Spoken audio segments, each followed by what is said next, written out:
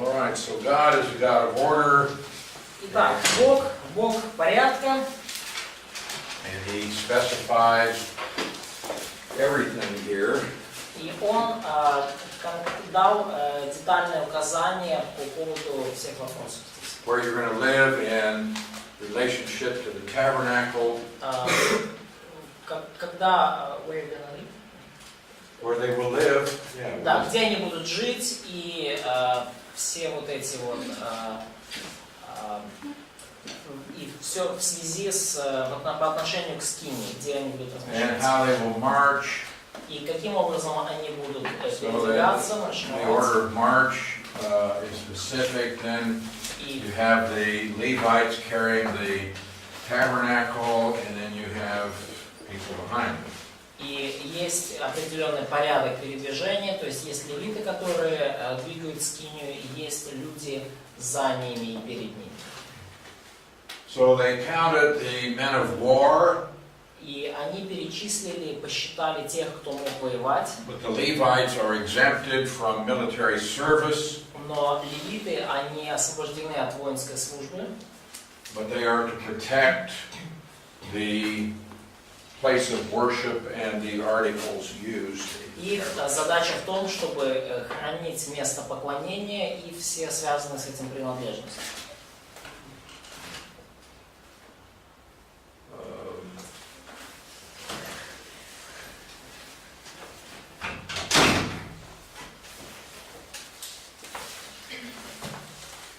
Okay, we have in chapter 3, В главе 3, in verse 39, we have the census of the Levites. в стихе 39 у нас есть количество левитов. So there we have 22,000 males, Итак, у нас есть 22 тысячи мужчин. 1 month old and older. Мужчин старше месяца. And then God said, number all of the firstborn in Israel. И также дальше в 2 стихе сказал Господь Моисею: исчисли всех первенцев мужеского пола из сынов Израилевых. So they number 22,273, verse 43. То есть и в 43 стихе они пересчитали всех первенцев Израиля, 22 273. So there were more firstborn than there were Levites. Ну, то есть было больше первенцев, чем левитов. And so these 273 are going to have to be redeemed with money. И таким образом вот эти 273 должны быть человека должны, лишние, должны были быть искуплены деньгами. Now in chapter 4, В главе 4 we have the Kohathites. У нас есть сыны Каафовы, да. And he says that they are to be numbered, verse 3, from 30 years old and above to 50 years old. И они должны быть исчислены, те, кто от 30 лет и выше до 50 лет. Now the Kohathites, сыны Каафовы, they are going to be responsible for the furniture and the utensils. Они будут ответственны за все, что, за все принадлежности в скинии. So they take down the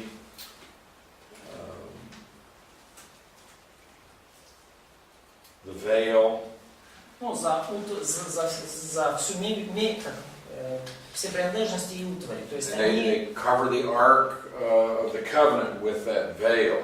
То есть они должны были снять завесу, закрывающую покрытие ковчег откровения. And over top of that, they put badger skins.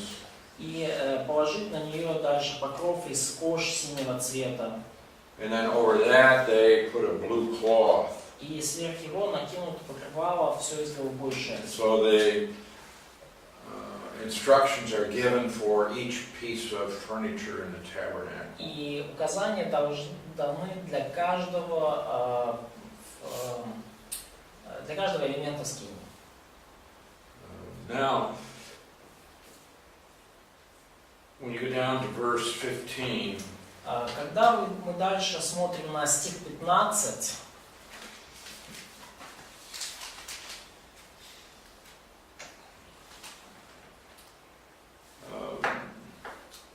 when Aaron and his sons have finished covering the sanctuary and all the furnishings of the sanctuary, когда Аарон и сыны его покроют все святилище и все вещи святилища, then the sons of Kohath shall come to carry them, тогда сыны Каафа подойдут, чтобы нести. but they shall not touch any holy thing lest they die. Но они не должны касаться святилища, чтобы не умереть. Holy thing or sanctuary. Huh? In our translation, they don't have to touch sanctuary. Sanctuary. Not just holy thing. Any holy things. We have the furnishings of the sanctuary at the beginning of the verse, and then they shall not touch any holy thing. Да. То есть, в их переводе они не должны касаться ни одной святой вещи. Да? Но святая вещь это то, что образует святилище. Поэтому противоречия в принципе нет.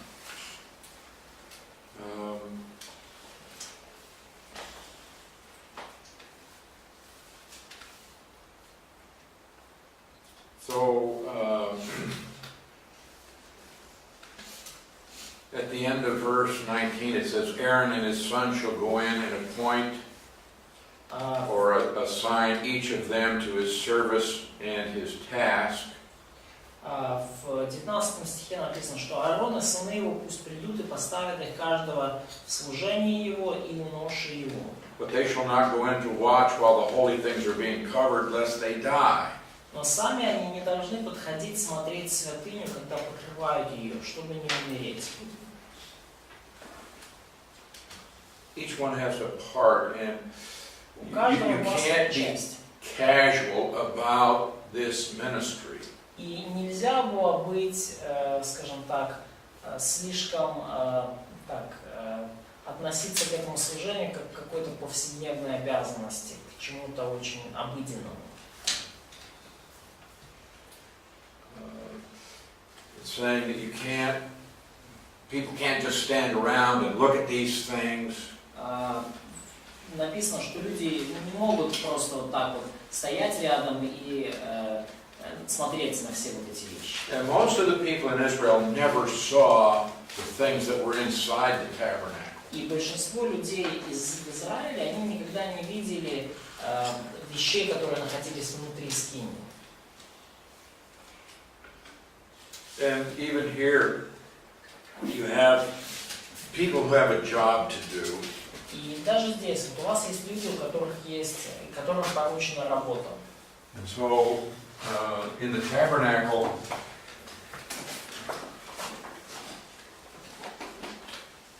in here you have the Ark of the Covenant.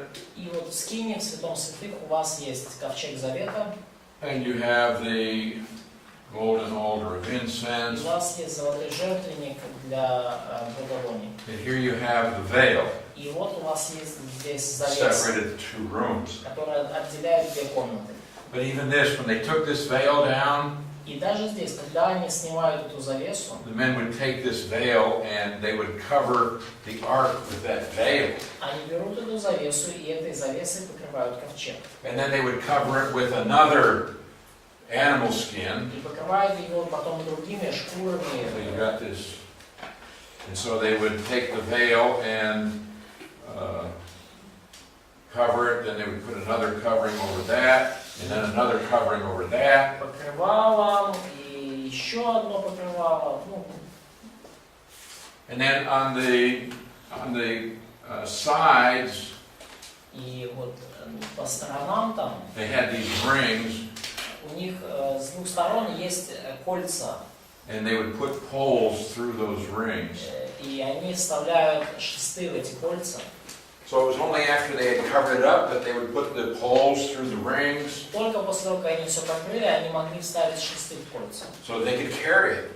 И чтобы они могли это переносить. So even the people taking this down didn't get to see the Ark of the Covenant. И даже люди, которые вот все вот там несли, и то есть они не имели права смотреть на ковчег завета.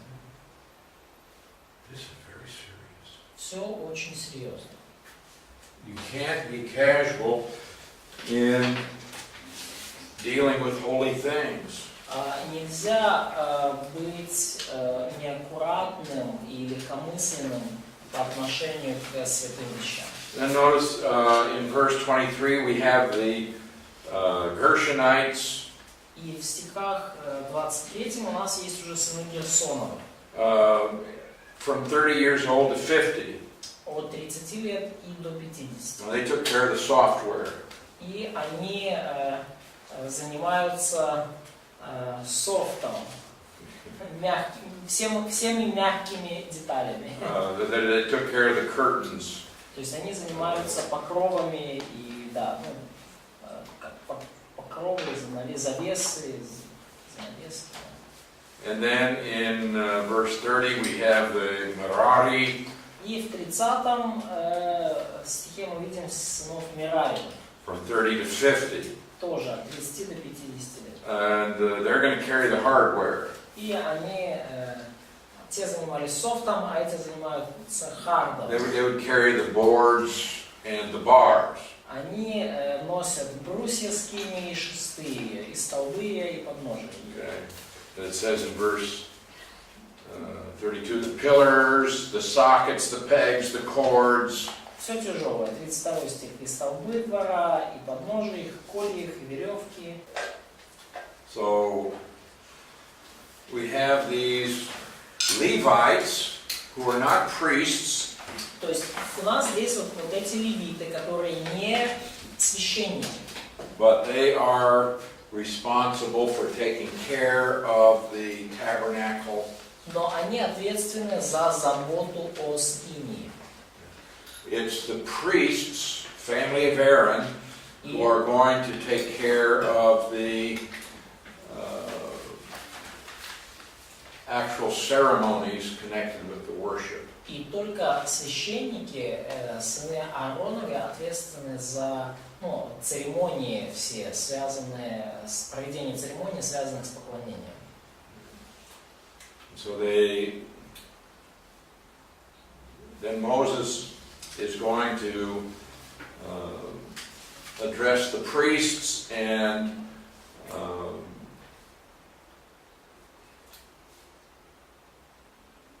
set them apart for their service. И далее Моисей обратится особо к священникам и отделит их на служение. But before they actually set out, they're going to have a little time of purification. И прежде чем они будут поставлены на служение, им нужно некоторое время для очищения. So before they set out on their journey, Moses said, we need to set apart the people that are defiled, ceremonially unclean or physically unclean. То есть прежде чем они упаковались для путешествия, Моисей сказал, что вы должны отделить людей, которые нечисты, в церемониальном плане. И if there has been sin, there needs to be the offering of sacrifices. И они должны очиститься, и также, если был грех, они должны принести жертвы и приношения. In chapter 6, we have В главе 6 something that is called the Nazarite vow. у нас здесь есть обет, назарейский обет. Now, you need to know that this doesn't have anything to do with being a Nazarene. Ну, и вам нужно понимать, что ничего общего это не имеет с тем, чтобы быть назарянином. There's some confusion about this. Ну, люди часто путают. Now, I don't know, it seems like there was some confusion. In Matthew 2:23, В Матфея 2:23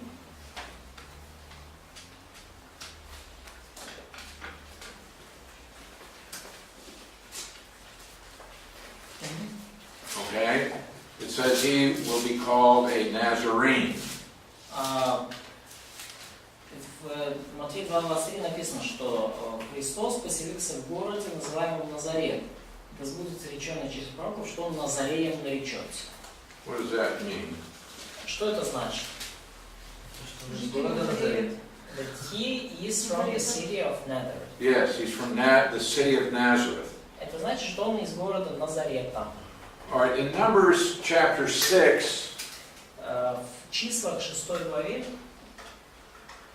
we have a Nazarene. мы видим Назареев. That is one who has taken a Nazarite vow. Тех, кто принял Назаретский обет. In Russian it's the same word. Same word. Yeah. Ну, в русском одно и то же слово, но вообще... А? В украинском нет? In Ukrainian it's different words, in Russian it's the same. Yeah, so I want you to understand that Jesus was not a Nazarite. То есть я хочу, чтобы вы поняли, Иисус не был Назареем, в смысле он не принимал Назарейский обет. Он был назарянином, в том плане, что он был из Назарета. Вот, но он не был Назареем.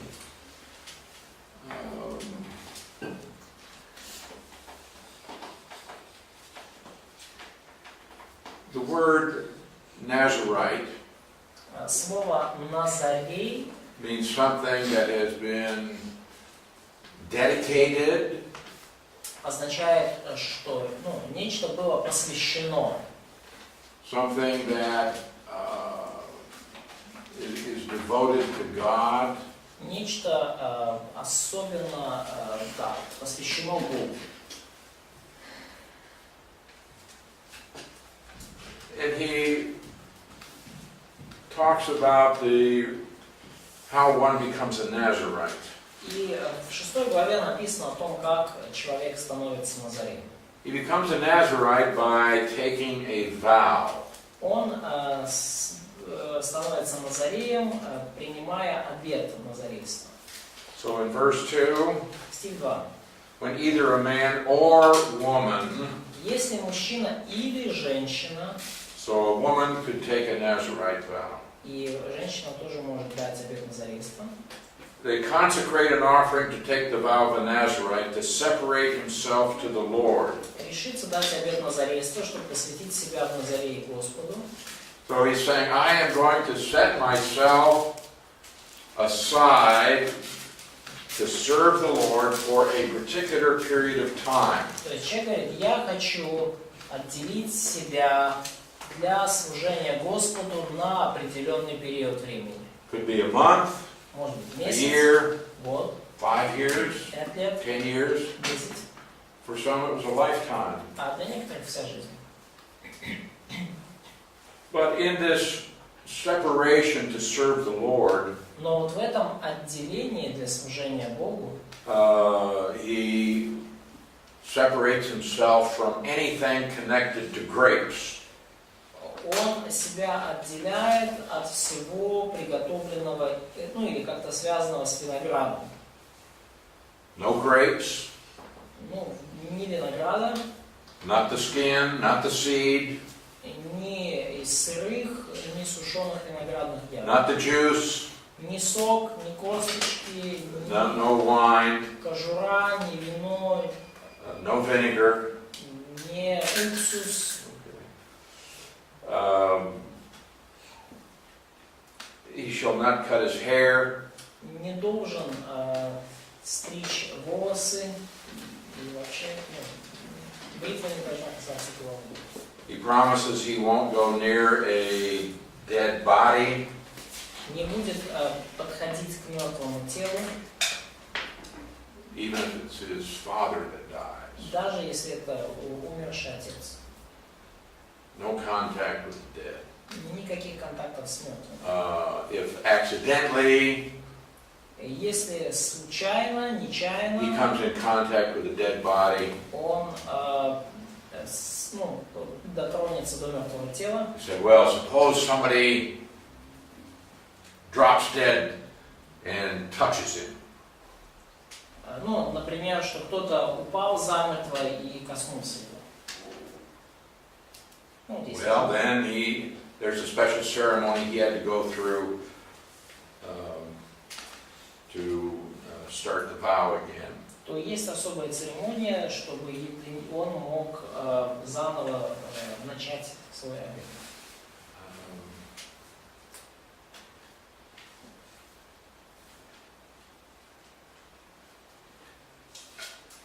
Okay.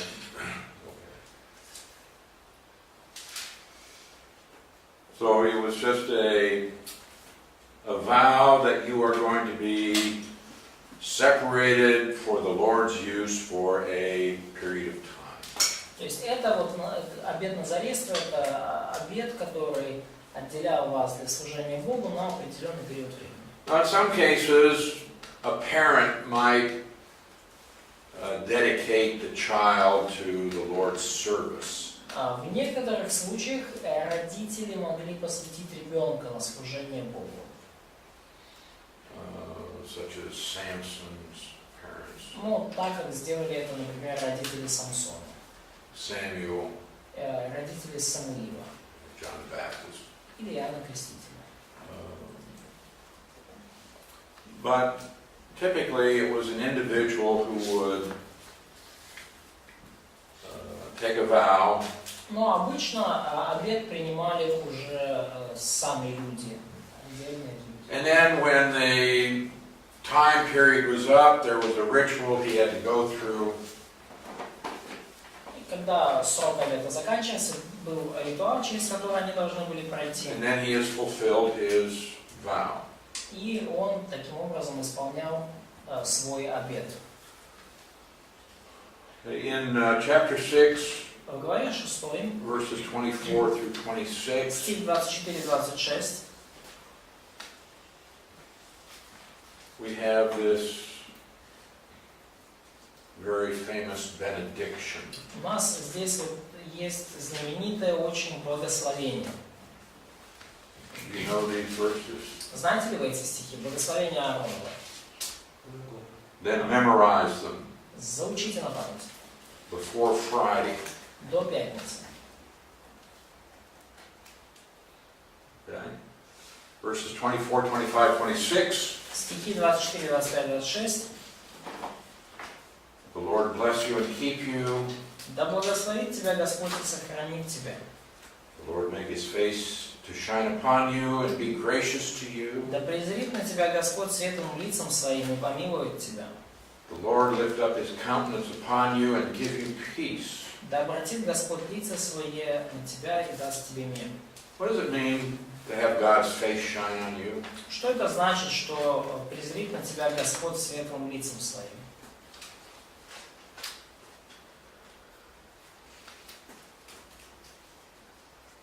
Well,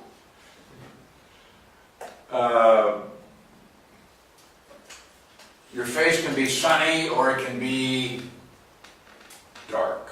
Ваше лицо может быть сияющим, а может быть хмурым. It's just a figure of speech. It's saying, И это, просто образное выражение. may God smile at you. I mean, Пусть Господь улыбнется тебе. the idea is he's going to be pleased with you. Идея в том, что Он будет доволен тобой. То есть, да. And you can tell, if someone looks at you and they're angry, Ну и вы можете сказать, что если кто-то смотрит на вас и с гневным выражением лица, like a dark cloud. это как вот, такие темные тучи на лице, хмурое лицо. Someone's really pleased with you, proud of you. Но если кто-то доволен очень вами и гордится вами, and their face is shining. то их лицо сияет, глядя на вас. Verse 26, the Lord lift up his countenance upon you. Стих 26. Да обратит Господь лица свои на тебя.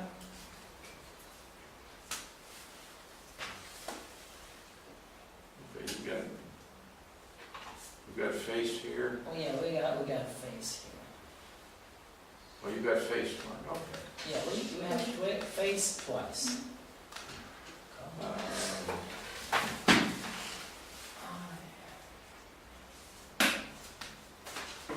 Okay. Lifting up the countenance or lifting up the face means to look on someone with favor. Ну, обратить на кого-то лицо или, ну, countenance, да. Это, It's his face. It's the same thing. да, это то же самое, что лицо. Ну, идея это выражение как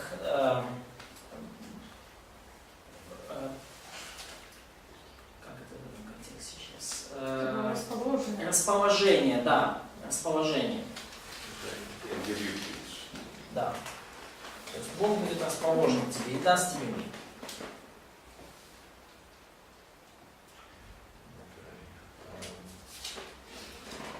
All right.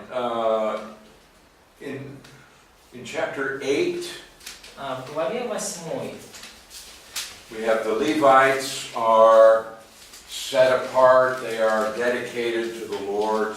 мы видим, что левиты отделены и отделены на служение и посвящены на служение Господу. So in verse 6, take the Levites from among the children of Israel and cleanse them. And the idea is ceremonially. И в 6 стихе возьми левитов из среды сынов Израилевых и очисти их. И идея в том, чтобы очистить их церемониально. How did they do that? Как они это делали? He says, sprinkle them with the water of purification. Окропи их очистительную водой.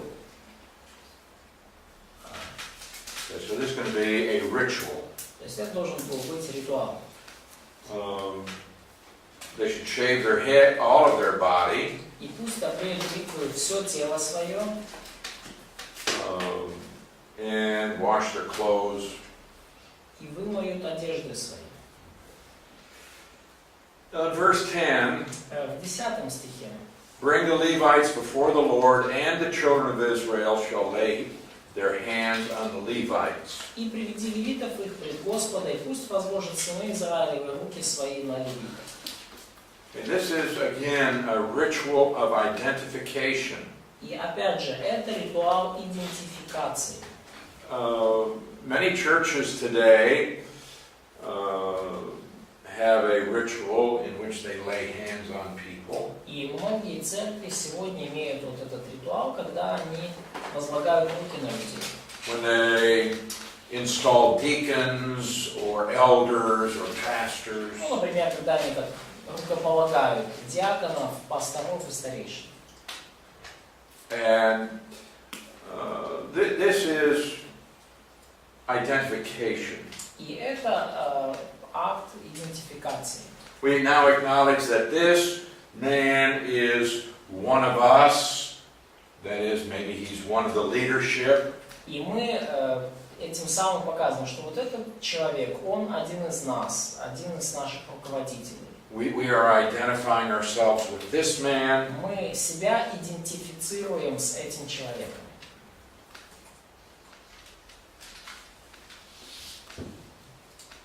And then, in verse 12, the Levites shall lay their hands on the heads of the young bulls. И в 12 стихе, а левиты пусть возложат руки свои на голову тельцов.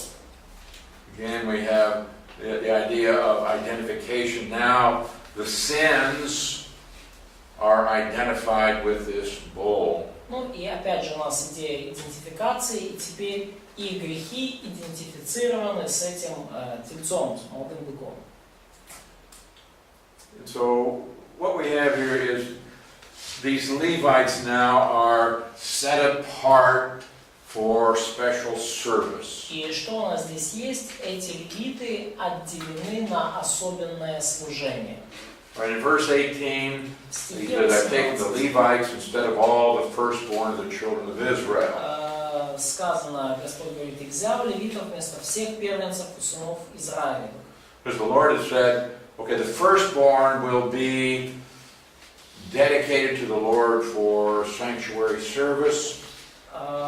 И сказано, ну, то есть Бог говорит, что мои все первенцы, я их беру себе для служения в святилище, ну и для служения. But now, instead of the firstborn, he has taken the Levites. Но вместо всех первенцев я беру себе левитов. So in verse 24, В стихе 22. this is what pertains to the Levites from 25 years old and above. One may enter to perform service in the work of the tabernacle. После сего вошли левиты отправлять службы свои в скинии собрания перед Аароном, перед сынами его. Я прошу прощения, 24 стих. Вот закон о левитах. От 25 лет и выше должны вступать они в службу для работ при скинии собрания. Now before we saw the number 30 years, До того, как мы увидели число 25 лет, now we have 25. до того, как мы увидели число, до этого мы увидели число 30 лет, а у нас сейчас 25. Well, the understanding was that they had a 5-year training program. И нам нужно понять, что у них была вот эта пятилетняя, с 25 до 30 лет, Before they would be officially installed as a Levite who could minister. у них была образовательная программа подготовки перед тем, как они официально были поставлены и вступали в служение как левиты при скине. At the age of 50, they must cease performing this work and work no more. И в 50 лет должны прекращать отправление работы, более не работать. I'm glad I'm not a Levite. Я рад, что я не левит. But some people would like this. Ну, Retire at 50. может быть, кому-то это понравилось бы. Ты уходишь на пенсию 50 лет.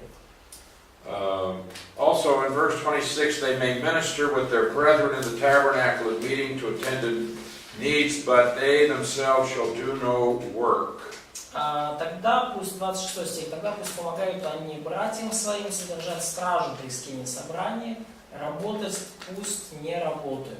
You're to be exclusively devoted to this service.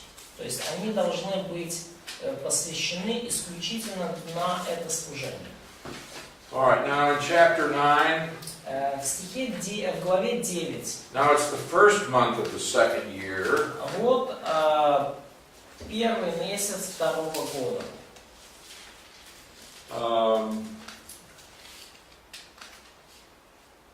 We started out in chapter 1 in the second month. У нас началась глава 1 с второго месяца. But now he takes us back to the first month. Но теперь мы переносимся в первый месяц. It's not that Moses is confused or forgot something, Переносимся назад. Не потому, что Моисей что-то перепутал или забыл. but it's the organization of the material. Но это такая вот организация материала. So he comes in chapter 8 to the first anniversary from their liberation from Egypt. В главе 8, chapter 8, yeah? Chapter 9. В главе 9 приблизилась первая годовщина исхода из Египта. Okay, let the children of Israel keep the Passover at its appointed time. 9 глава 2 стих. Пусть сыны Израилевы совершат Пасху в назначенное для нее время. going to be on the 14th day of the month. Это должно было произойти в 14-й день месяца. Now, in Israel, they had a lunar calendar. А в Израиле у них был лунный календарь. It wasn't like our calendar, И он не был как наш, не был не похож на наш. but rather it was related to the moon. И вместо, в отличие от нашего, он был связан с Луной. Now, when the moon is dark, И вот, когда Луна темная, то есть, new moon, it's a new moon, you can't see it. да, то есть, когда это новолуние, вы не можете видеть Луну, потому что она темная. And they would go out and they would look until they could see the very first sliver of the moon. И вот они выйдут и будут смотреть до тех пор, пока они видят вот этот самый первый этот контур Луны. And that would be the first day of the month. И это будет первый день месяца. Now, on the 14th day of the month, На 14-й день месяца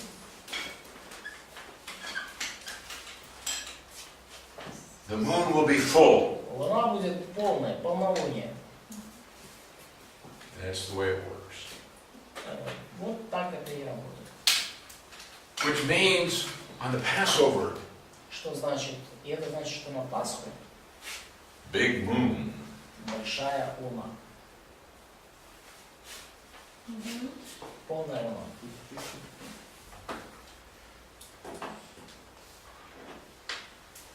Okay, so he says on the 14th day И вот написано, что на 14-й день of this month. всего месяца. What month? Какого месяца? First month in their calendar. Первого месяца и календаря.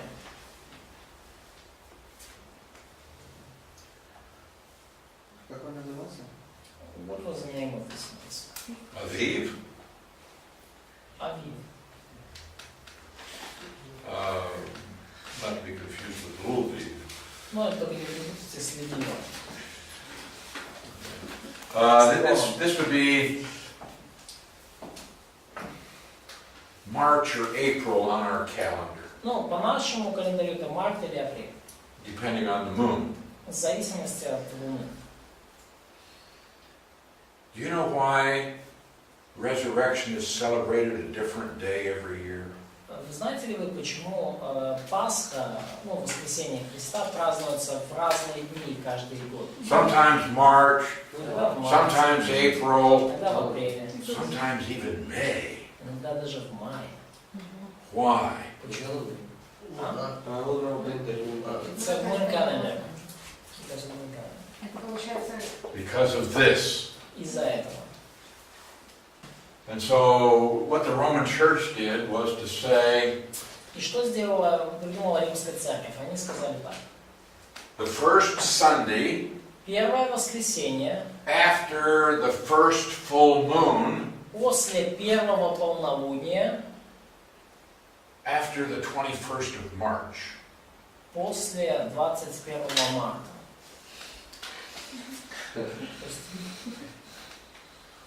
Okay, so now what happens is you might have a full moon on the 21st of March, Но что случилось? У вас должна быть на 21 марта полная луна. Полнолуние будет. and it may be that the next day is a Sunday, И может быть, что у вас как раз таки следующий день это и воскресенье. so you could have Easter as early as March 22nd. И у вас может быть Пасха даже 22 марта. But it might be that the first full moon after that date doesn't come until sometime in April. И может так случиться, что первое полнолуние после вот этой даты, 21 марта, не будет случиться только где-то аж там в апреле. It might be 4 weeks after the 1st of March. Может быть, даже через 4 недели после 21 марта. And then depending on the day of the week, it might be another 6 days. И в зависимости от дня недели могут быть еще 6 дней. So now you have it at the end of April. И так что вы будете, у вас Пасха будет, намечена на 6, конец апреля. But it changes every year. Но каждый год оно меняется. And then you have this idiocy with the Orthodox Church calendar. И у вас... Nonsense. И также есть вот эта бессмыслица с календарем православной церкви. See, we have 365 days in a year, У нас в году 365 дней. 365 and a quarter days. Вообще говоря, 365 дней и еще четверть дня. So that every 4 years we add an extra day. И каждые 4 дня мы добавляем еще один дополнительный день. Right? You know that. Every 4 years you have an extra day. Да. February 29th. Да, февраль 29 число. So, that's okay, but it's not exactly a fourth of a day because there are some extra minutes. Но вообще говоря, там не точно четверть дня. Там четверть дня, 365 дней с четвертью и еще там несколько минут. Which is not terribly significant. Что не представляет такого уж большого значения. But over a period of about 12 years, I don't know, 13 years, you add an hour. Но на протяжении 12-13 лет у вас набегает час. And then over a period of more years, it becomes a day. А в период нескольких десятков лет это уже становится днем. Just a little bit at a time. Просто чуточку времени. But what happens over a period of several centuries? Но что получилось? В период нескольких столетий Things aren't the same. все не стоит на месте. For example, if they had just continued without making adjustments for these few minutes a year or a month, pretty soon we would have Christmas, but it would be in the middle of summer. То есть, если бы мы продолжали делать вот эти небольшие добавки каждый этих минут, то рано или поздно у нас бы, например, Рождество сместилось бы где-то к середине лет. You see? I mean, that's what would happen. То есть, если вы по чуть-чуть добавляете, то рано или поздно у вас оно так и сместится. So in the 18th century, И в 18 столетии people realized that the seasons are not exactly where they ought to be. Когда люди поняли, что поры года уже не совсем там, где им положено быть. And men now are studying the stars with much greater accuracy. И сейчас уже мы, конечно, исследуем звезды куда более точно и аккуратно. And they said we should change our calendar by 10 days. И ученые сказали, нам нужно наш календарь поменять на 10 дней. Which they did. И они это сделали. The whole world, Весь мир, except Russia and Japan кроме России и Японии. and one other country, И еще одной страны. they all changed their calendar by 10 days. Они все поменяли свой календарь на 10 дней. Russia didn't do it. Русские это не сделали. Well, it came to the 20th century. И это все it happened. We came to the 20th И century. вот пришло 20-е столетие. And now Russia and Japan are 2 weeks behind the rest of the world. И вот Россия и Япония, они уже на 2 недели отстают от цивилизованного мира. I mean, the entire rest of the world, Ну, весь оставшийся мир, they would do, okay, they would say, it's the 14th of April. они говорят, вот 14 апреля у нас. Russia said, no, it's the 1st. А в России говорят, не, это 1 апреля. Well, you can imagine trying to do business. И представляете, чего это стоило делать, ну, заниматься бизнесом? Call me on the 10th. Позвоните мне 10-го. Or to write a contract. Или, например, давайте контракт Yeah, подпишем. this is due on the 14th. Вот это и это будет сделано 14 числа. Well, finally, Lenin Ну и в итоге Владимир Ильич Ленин came to power, взял власть. and they had a revolution. I don't know, it was in all the papers. Maybe you read about it. Ну и случилась, да, революция, вы, наверное, об этом читали. Да. And Lenin said, we must join the rest of the world. И Ленин сказал, что надо бы нам присоединиться ко всему оставшемуся миру. So, by decree, И своим декретом said tomorrow's going to be the 14th. он сказал, завтра 14.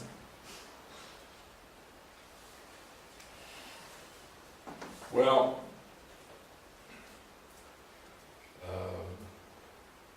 do you ever wonder why they celebrate the October Revolution in November?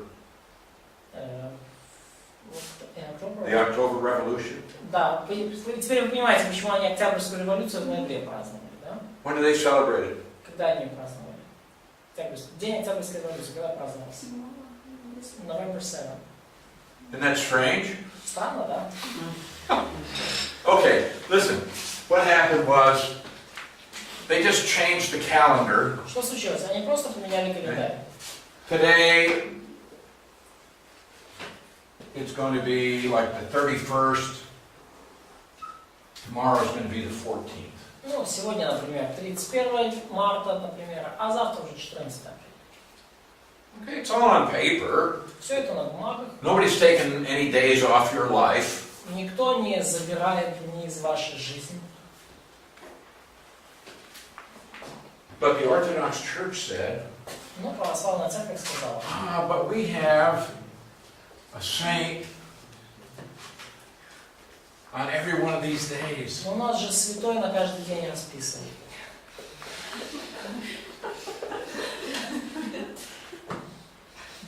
On our calendar. В нашем календаре. Every saint has a day. У каждого святого календаря. Oh, and that would be offensive to the saint. И эти святые, они же расстроятся. So they said, we're not going to change. Они говорят, не-не-не, мы ничего не будем делать.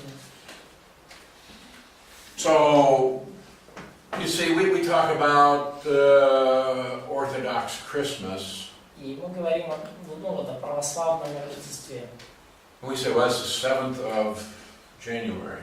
И мы говорим, что вот оно 7 января. On their calendar, it's the 25th of December. Ну, по их календарю это 25 декабря. Okay. So it's just they're 2 weeks behind the rest of the world, and it's just stupid. Это 2 недели после всего остального мира, и это просто глупо. Call the day what you want to call it. You haven't left anything. Называйте день так, как вы хотите его назвать. Okay, so God decreed on the 14th day of the first month of the Jewish calendar would be Passover. Ну и Бог постановил, чтобы на 14-й день первого месяца еврейского календаря было празднование Пасхи.